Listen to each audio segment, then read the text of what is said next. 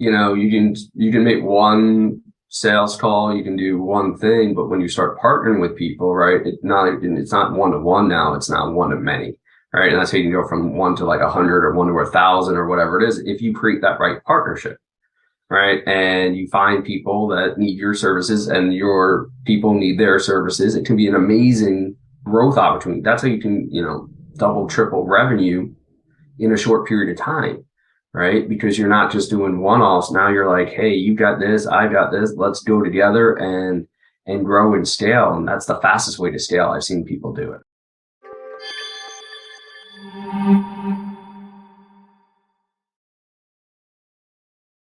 Hello, everybody. Welcome back. This is the Creative Collaboration Show with Chuck Anderson. This is the show where we like to encourage our audience of business owners, entrepreneurs who are on a big mission with big ideas, trying to change the world, to look for ways to build and scale and grow their businesses much, much faster than doing it all yourself.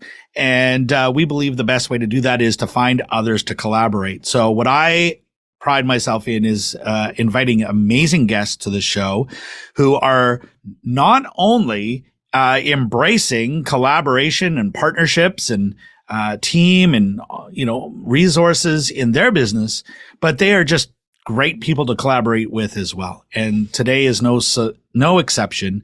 I'm honored to have Hugh Zaretsky with me today. Hugh, welcome to the show.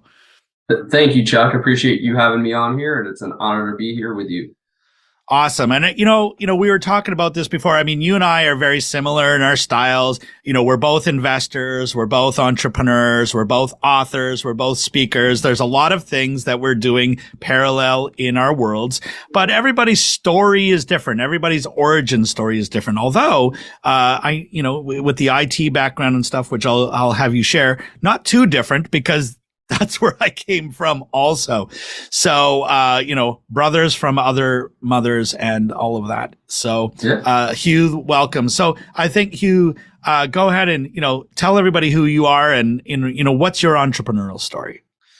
Yeah. So, I believed in the big lie. As I say, I come from 3 generations of teachers. Both my parents were teachers and I watched them struggle financially. So yes, they had the time freedom, but they didn't have the financial freedom. So seeing that, not saying we were poor, but we had everything we needed, but right, they still struggled. My dad had to work 2 jobs, those types of things. So I realized I want to do something different. So I decided to go into the corporate world. Computers were just coming out. IT was all the rage. So I got into computers at an early age, and was director of technology for a company called Getty Images, which most people as entrepreneurs know from marketing, newspaper sales, whatever it happens to be. The photos coming from every major newspaper and out to them in under 5 minutes. That was my job. And then I was sitting in my office on a Tuesday, and luckily it was a Tuesday when both planes flew directly past my window into the Twin Towers. And back then we didn't have handy dandy cell phone cameras. And I was one of the first people to take pictures of the scene that day.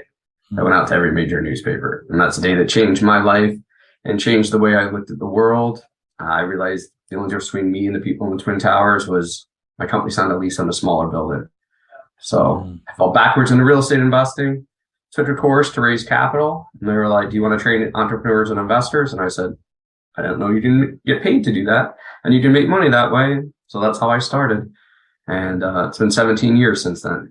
It's been Amazing. I mean, 9/11, I think is a day. And even as a Canadian, it changed me as well, and it was a wake up call for a lot of us, but, not being there, but, being there, I could see how that would just really, shake a person, to their core. What was the takeaway? What was the pivot point? Cause, it changed the direction that you were going. What was the takeaway? What was the decision that you made from that point forward that you were going to do differently?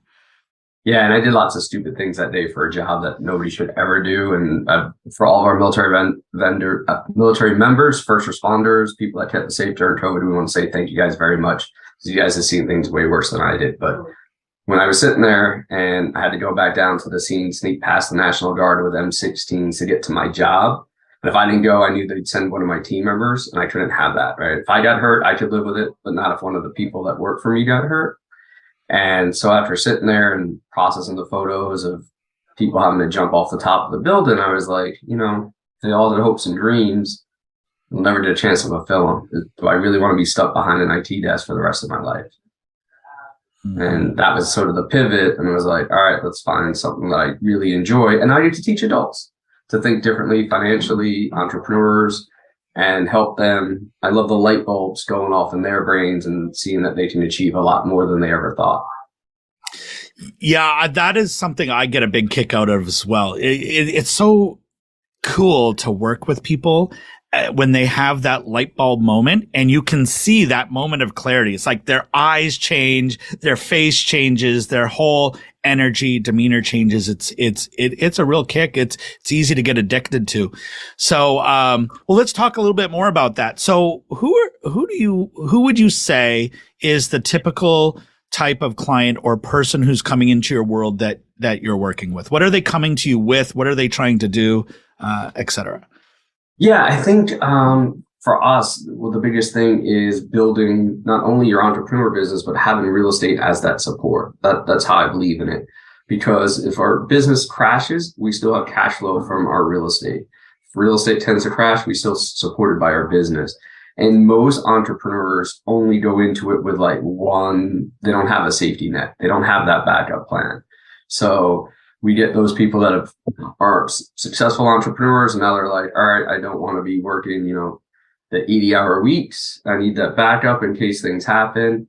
And then we get people coming out of their corporate jobs that are like, I hit the glass ceiling. Unfortunately, it usually takes a trauma like a 9/11, like a death in the family, like a divorce, breakup or something for people to be like, I'm not really happy, and they're not following their passion. Mm-hmm. Yeah, well, I think, there's so many people who want to start businesses or have already started businesses or been doing it for a while. I mean, I know people who call themselves solopreneurs who've been doing this 20 plus years. And I think one thing that I noticed that everyone has in common is some sort of either moment where there was like, okay, this happened, some triggering moment that like in your story that, okay, not doing that anymore, not doing the job anymore. I'm going this direction. And then others where they just get a great idea that, they just want to follow their dreams and follow their passions. And so where are you working with people? Like, are they at the really early stage of, okay, I want to become an entrepreneur, so help me to do it? Or have they already made the decision and they're already in a business? Like where are you finding most of the people that are coming into your world? Yeah, we really have like three places, right? One is people that aren't sure what they want to do. They hit that glass ceiling, right? That's what the book's about, how to do all the things to do before you leave your job. And if you've already left your job, some of the things you can do to set yourself up financially. Because I think that's one of the biggest things. Like everybody's, we're all like, fire your boss, let's fire our boss, let's get out. But there are certain steps we should take before we become entrepreneurs, for you and I'm sure we learned it the hard way, which was we fired our bosses. And then it's like to get a traditional mortgage, they're like, hey, you don't really qualify as well, right? Mm-hmm. Like, so there's these things we can put in place while we still have a W-2 job to do that, right? And then we get them once they've been running their business for a while, and it's like, all right, now we want to go to that next level, right? Let's up that game. So we get them there. And then we get the people that are like, all right, I've done my business. I want to slow down. I want to move more towards the real estate. So it really just depends on where they're at in their cycle. Mm-hmm. Yeah, amazing. So let's talk about the book because we've mentioned it a couple of times. So the launch button. So two things. What inspired you to write it? And then tell us a little bit about it. Okay. Well, growing up, I said my parents were teachers. I followed my dad, who was a math teacher. My mom was an English teacher. I was not a good speller. I was not good at grammar. There was no chat GPT at that time to write everything for you, right? There was no bots or anything. So I actually had to go and write it out. And it really sort of helped me grow in that area because I was always good with math. I was always good with numbers. I could always, plug things in and make stuff happen. But to go ahead and do that. So anybody that's holding them back for any reason, if I couldn't spell and I couldn't do grammar and I could write a book, so can you. But the emphasis of that was that, so many people, whether in the corporate world or whatever it is, I feel they hit the glass ceiling and they feel trapped financially, Some people ego their title, right? Like I'm a VP, I'm a director, whatever this is, and I can't, leave to follow my passion. And then too many people follow their passion, but don't have the income to do it, right? So it's like, you got to follow that. So it was just like, here's all the steps that I've learned. I coached over 10,000 students across the United States and Canada. And it was just like, let's take all those examples and put them out there because everybody's going to relate to something in there. And then the book actually has exercises for people to do. So it's more like almost like a workbook in there that if you follow it, it'll create the blueprint for you to leave your job or take your business to the next level. And some of the things you can still go back and do. So it's very interactive. And we have those PDFs on the Entrepreneur Family site for people for free. Amazing. Well, books are just so valuable. And, some of the best things that I have learned in my entrepreneurial journey comes from books. I've written books as well. So I love it that you've taken these best tips, these best ideas and written them into a book. And that's one of the things that we do with the show. We like to recommend books. By the way, if you want to check out Hugh's book and you're watching this on video, there's a link just beneath this video. And then if you're listening to this on a podcast, just click on the show notes. It's there as well. But Hugh, I wanted to ask you, so you've written this book. Can you give us kind of an overview of like what are the tips? What are the takeaways, or kind of the meat and potatoes of the content here that people are going to learn? And I guess this is also kind of what you teach and what you coach people through. So it's kind of letting people know a little bit more about what you've learned, what you're applying, and then those lessons that you're helping other people implement. Yeah, so we break the book into 3 phases, right? There's the launch phase, which, and we use the rocket analogy, so it made it super simple with the launch button, like the easy button, you just sort of hit it, like it's real easy if you follow the steps. But being able to take that and say, okay, once we get you off the ground, here's all the things to do before you leave your job or your significant other has one. You want to fire their boss or whatever it is. And then we lay out that plan so that you can have the freedom. And phase 2 is like creating that revenue where you can have a lot of people nowadays. It's all about, with COVID or pre-COVID, we were burning ourselves out. Now it's like, I want to travel. I want to have space. I want to have those things. How can you create a lifestyle with your entrepreneur business to be able to do that? Right? Whether you've got short-term Airbnb properties around the country, whether you're using different things to achieve that. So it shows you how you can create that snowbird lifestyle. I know a lot of Canadians like to go to Florida, like creating those lifestyles where you can run your business from anywhere. And that's what it talks about. And there's some cool tips on there about different sites you can use to build a side hustle. Even if you don't want to do it full time, we talk about testing it, setting up systems to support you. And then the last phase is once we're in orbit, it's really the easiest phase just to keep it running, right? You just take if you ever watched like the space shuttle or anything like that, it's like a little tap and all of a sudden like it goes for another, year or so circling around the earth, right? So it's just getting people through the stages. And most people get stuck in that middle phase. Well, and then they fall back to earth, right? And we don't want that to happen.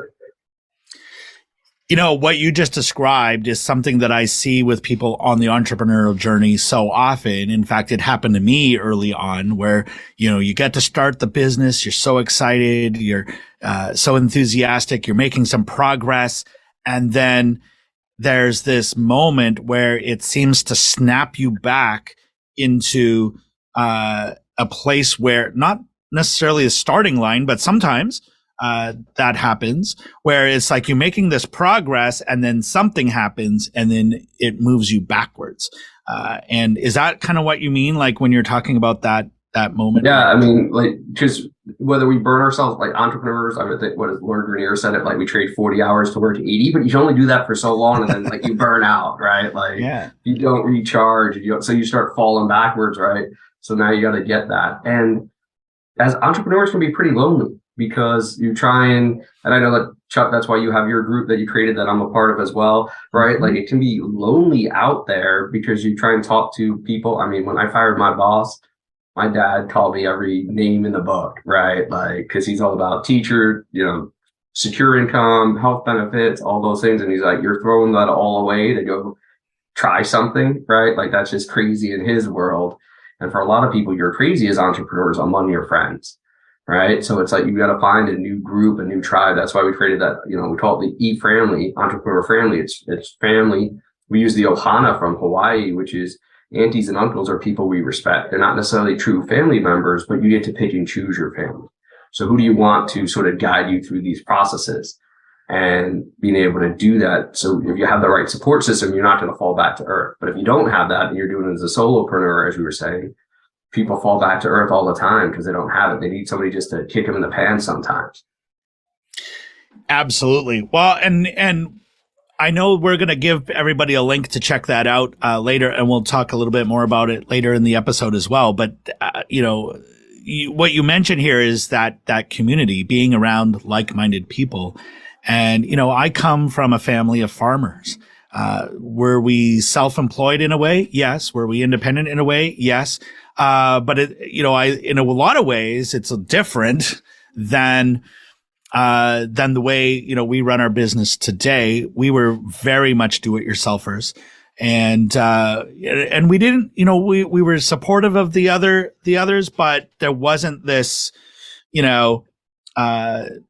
community. And a lot of like you say, like family, they don't always understand what you're doing, right? It's like, because they just want you to be safe and comfortable, right? So like, you don't want to leave the security of your job. You want to have the stable income and all that kind of stuff. And yeah, there's a lot of comfort in getting around other entrepreneurs who are going through the same thing. Absolutely.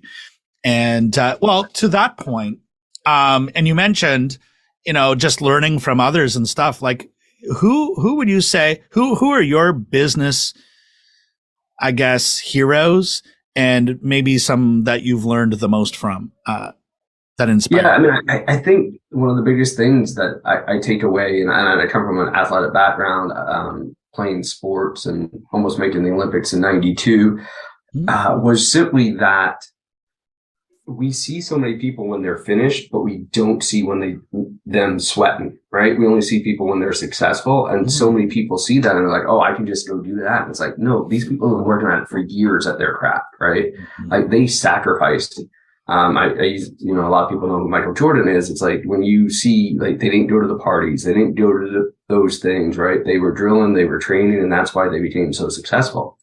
And you can like people or not like people, but there's always things you can take away from them, right? So there's been so many great people. I mean, if you look at Tony Robbins' story, right, what he's done. I worked with a group with a blind attorney out of New Jersey, right, that is able to win a lot of the highest jury verdicts in the country.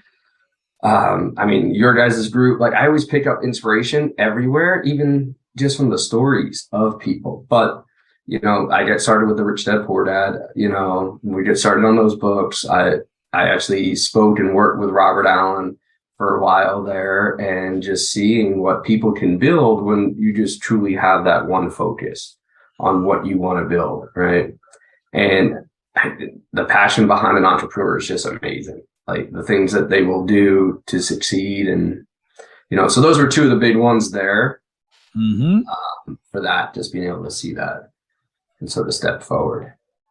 Yeah, I love what you just said there. One thing that really stood out to me is, talking about the struggle and the journey. I mean, Michael Jordan, everyone remembers him from how amazing he was on the court, but it wasn't like a magic wand hit him and he was just magically amazing. That guy worked hard and is focused. And, some people go, oh yeah, he's, ego, or he's, a lot of people, that personality doesn't work for them. And because they want him to be like, this friendly personal guy, but the guy is so focused. And I think people take that the wrong way.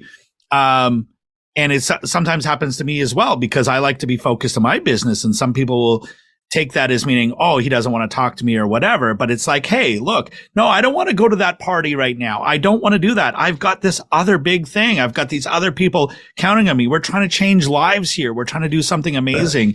And they don't always understand that, right? The other thing too, speaking to the struggle. Sorry, on that, it's the discipline, right? Discipline sort of has a bad connotation nowadays. It's like, no, this is my routine. Like, I used to run a meeting, every Thursday night. It's like Thursday nights, I just can't do anything. If you schedule something on a Thursday, I'm out, right? And it's not like that, like you said, and you and I are probably pretty direct with people. We're just like, no, I can't do it, right? It's not like I don't want to do it. I'd love to do it. but you just schedule it on a different night. And I'm sure you've got things like that too, right? Absolutely. Absolutely. Well, it's like you mentioned our group. That's Thursday mornings for me. And so a lot of people try to schedule things in on Thursday mornings. They invite me to their events. They want me to support their events and stuff. It's like, great, don't schedule it on a Thursday. I won't be there. So, exactly. Coming back to the struggle, I wanted to just say this because I think so many people get taken down the wrong path by the shiny object, by the silver bullet, the magic wand. And while there are things that can help us create quantum leaps in our business, the whole idea, and unfortunately this happens in our industry where people try to oversimplify. And it's like, oh, if you just do this one thing, you're going to be a gazillionaire. It's going to be super easy.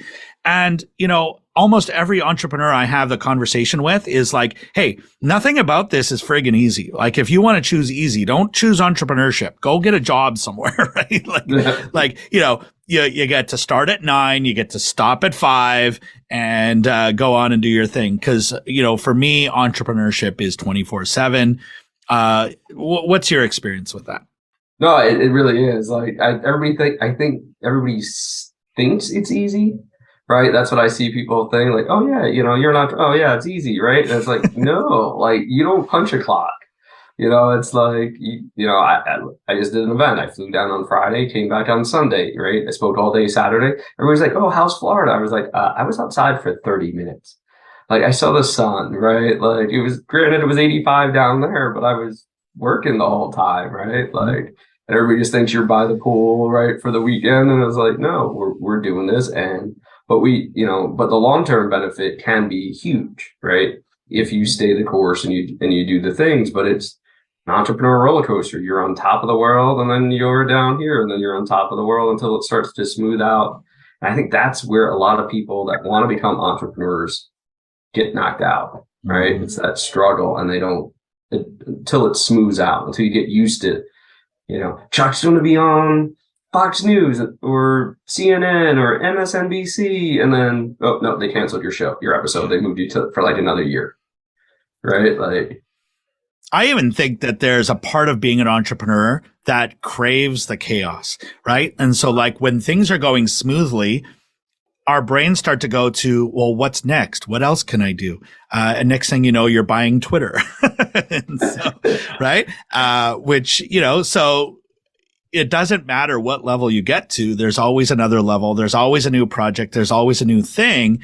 And I think that's what we all have in common. And I think this might be a good lead into your group, and also, which I think ties in really nicely with the theme of the show. Cause this is all about collaboration. We want to move away from being a solo entrepreneur and start connecting with others that can support us. And, I, coming from that farming background, we did everything ourselves. It was not collaborating and partnering with others was not a natural thing for me. It was really out of my own frustration and my own hitting the wall in my own business that I realized, you know what? I'm trying to do things that are not my thing. Like I need to find someone to partner with, or I need to bring someone in or whatever. So, what has been your experience with collaborations and partnerships and how they played a role in the growth of your business? Well, I think they're actually the fastest way to grow. Like, you can make one sales call, you can do one thing, but when you start partnering with people, right, it's not one to one now, it's now one to many, right? And that's how you can go from one to like 100 or one to 1,000 or whatever it is, if you create that right partnership, right? And you find people that need your services and your people need their services. It can be an amazing growth opportunity. That's how you can, double, triple revenue in a short period of time. Right? Because you're not just doing one-offs. Now you're like, hey, you got this, I got this. Let's go together and grow and scale. And that's the fastest way to scale. I've seen people do it, right? One good partnership like that. Now, we all know partnerships are designed to sink, right? That's the only boat that is designed to sink. That's the big joke in the industry. But if you keep it simple, right, and you have the right intentions, and that's the biggest thing. I don't think people sometimes take enough time to align values and align goals with people. And start small. Like if you start small and scale it, But yeah, you can go, that's the fastest way I've grown. That's the fastest thing I've done. We did certain partnerships, we did certain, whether it's a speaking event or whether it's launching new businesses, right? Creating that partnership, having that same, and you just can't partner with somebody that has the same thing as you. Is what I always say. Like, you got lots of time and money, whatever resource you don't have, you got to find that partner. And I know you did that with Michelle, like on some of your things, right? Like, if we're not organized or different things, find people with the opposite things. So yeah, exactly. Well, some of my early partnerships failed because I partnered with people who were just like me. And we were both strong in the same areas and both weak in the same areas. And so it was destined to fail. One of the reasons that Michelle and I work so well together is we're both specialists at different things. And when you combine what she does with what I do, it becomes something new and different. So I love that. And that's a great point. So when you, and then I think it also has to fill a need, right? So it's like, if you think of your business or your goal as a puzzle, what's that missing puzzle piece that you need to bring in that completes the puzzle, right? And so my question to you is, like, when you identify that in your business, what's your go-to place or source or method or whatever for finding people to collaborate or partner with? The biggest thing is through other entrepreneurs that, we all struggle. We all look for different things. And we're all constantly trying to find that. And it's finding people you trust that have other people, right? Because one of the things it used to be is we used to close our Rolodex down. It used to be like, hey, I'm not going to share my information with you. But if I like and trust you, I'm going to give you, right? I'm going to give you all my contacts. I'm going to give you, right, access to all those people that can help you. You're like, hey, I need this, right? And then I provide that. And that's the biggest way, is through other entrepreneurs like that, right? It's your ability to do that, to find those people to partner with. It's those ability to build those relationships. And it doesn't have to be long-term. We can build relationships quickly, right? You and I have known each other for a short period of time. We're starting to do things together, right? Because you can just see quickly, as you've been an entrepreneur for a while, you can see pretty quickly who's for real and who's not. And that's one of the things that had a bad experience when I first started speaking and training with some people. So to be able to trust and share that information, it took me a little while to get past that, right? Well, you kind of start to develop a radar for the BS and then also for the authenticity, right? And you can very quickly tell, usually the people who, one of the things that I notice as a tell is that when you're talking to them, they're constantly telling you about all the amazing things they've done. And like, oh, I'm great at this and I'm amazing at this and da, da, da, da. And to me, that's a red flag when people start talking like that, because those are usually the ones that not only they're trying to convince me, I think they're trying to convince themselves that they're really good at it, but those are usually the ones who can't really back up what they're talking. The ones that are much more humble about it are usually the ones that are the best to work with. What's been your experience with that? Yeah. It's funny you say that. It just triggered something in my mind. I used to, especially with like the beginners out there, like, I'm gonna be your next superstar, Hugh. I'm gonna be this, and I'm always like, okay, sure. Like, I know you're the shiny object person then, because like you came in, you see this, and you're like, it's the quiet ones that are like taking it in, that may not be so great in the beginning, but they stick with it, and then over time they spring into action, right, and do that. But yeah, I've seen that often, right? And it's the people. Some people, they're looking at that short term. I look for the people that look for the long-term partnership, right? Like, hey, we can do this and we'll make a killing over here. But it's like, all right, but how do we sustain it? Like, people are like, look, we're going to go slowly. The people usually that want to go slowly are the ones that have been around a while. Like, hey, we're going to start with this. We're going to start with phase 1. Then if we do well, we'll go to phase 2 and then phase 3. You're like, all right, you're looking to build something long-term with me, right? Versus just like, let's just go to the moon today. Yeah. Right. So, there was a saying that one of my mentors used to always say, is that every overnight success has been years in the making. And it kind of goes back to what we were talking about with Michael Jordan. I mean, yeah. He didn't start off amazing. He grew into being amazing because of all of his hard work and focus. And that was years in the making, right? And you have to put in the work, you have to put in the effort. And so I wanted to make sure that we talk about your entrepreneurial group as well. So, tell us about that. And, because we've talked about the book, we've talked about collaboration, we've covered a lot of ground. I mean, I know, Hugh, you and I could probably go on for hours because we have lots of stories to tell, but I want to make sure that we tell people about your group. Yeah. So the Entrepreneur Family, I started it, because, like I said, as entrepreneurs, even though we're really good in certain areas of our lives, like we've already discussed here, there's certain areas we are not so good at. So I don't feel like anybody could coach anybody like in every area of their life. Even some of the successful people we've talked about, they're like, well, what about this in their personal life? Well, there's always something you can nitpick on somebody's life that they could do better. So if we had different coaches in different areas of our lives that are experts in those, right, that's who we go to. Right, I'd rather go to the expert and ask the question than spend years and years banging my head against the wall, on where we are. And so that was the emphasis of the Entrepreneur Family, is that we have people from business, health, wealth, social media, coaching, right, different areas to be able to walk you through whatever area you needed. Right. And then the goal is we are giving away scholarships to people under the age of 18. That's the give back part.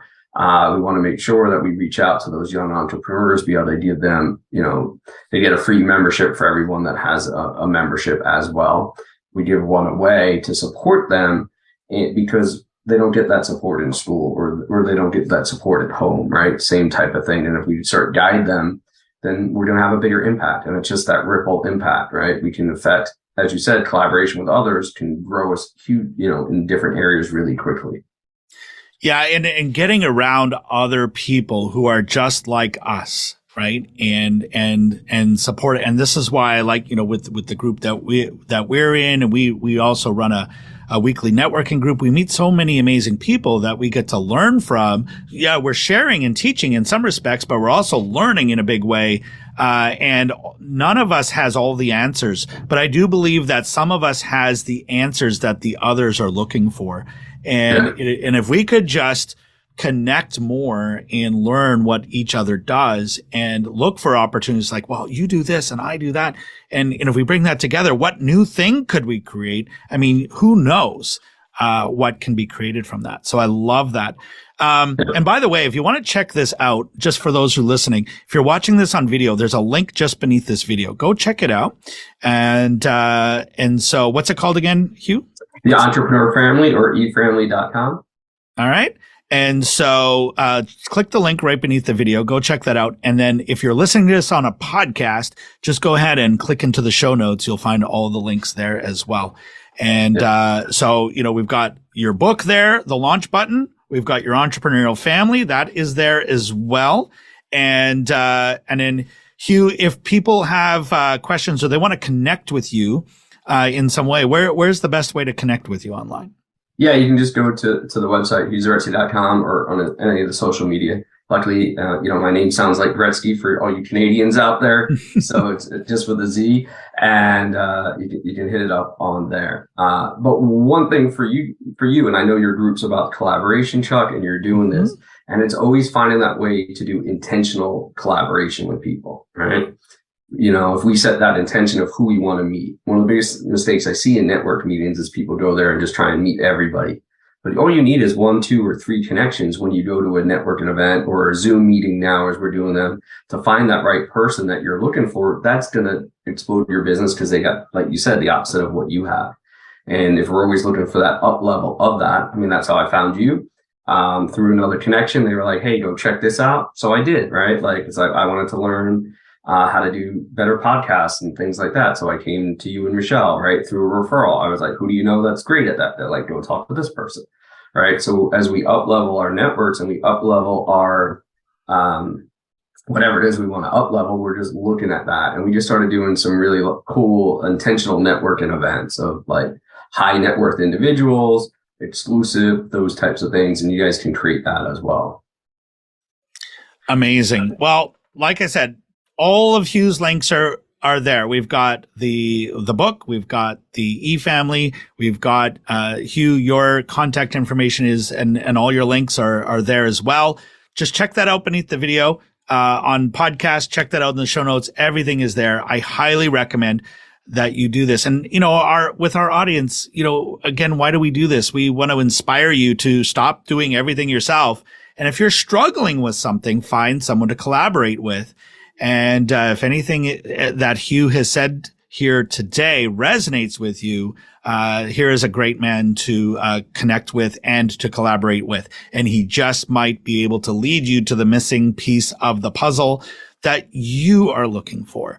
And highly recommend that you do. Time well spent for sure. Hugh, we could spend all day doing this, but this has been amazing so far. And so, to bring this episode to a close, I would just want to ask you if you had one final piece of advice or words of wisdom to impart on our audience today, what would you tell them?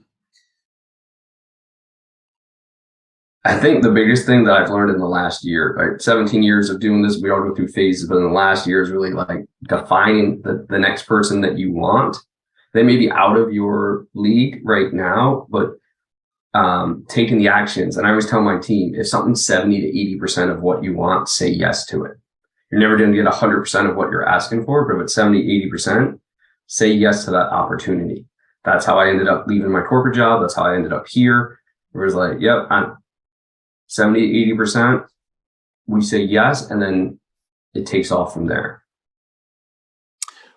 Well said. Great words to end this episode by. So Hugh, thank you so much. And to our audience, thank you. Hopefully this has been inspirational for you and that it's given you some ideas. And if you have ideas, then those ideas need to be followed up with action steps. So what's that action that you're going to take next? Maybe it's to connect to Hugh. Maybe it's to go get his book. Maybe it's to join the eFamily. Whatever it is for you, go take that action today, because that action followed by another one is ultimately going to get you to your goal much faster than continuing to do everything on your own. And that's why we bring people like you in to have them share all of their amazing tips and strategies and stories, and hopefully to inspire you to keep going, keep moving forward on that big mission, that big vision, and possibly world-changing business idea that got you on this entrepreneurial journey in the first place. And, our goal is to help to keep you focused, to keep you moving forward, and to see your dreams come into realization. So with that, I'm going to say, keep being awesome, keep moving forward, and join us back here for the next episode. This has been Chuck Anderson with the Creative Collaboration Show, and we'll see you on the next episode. Thank you.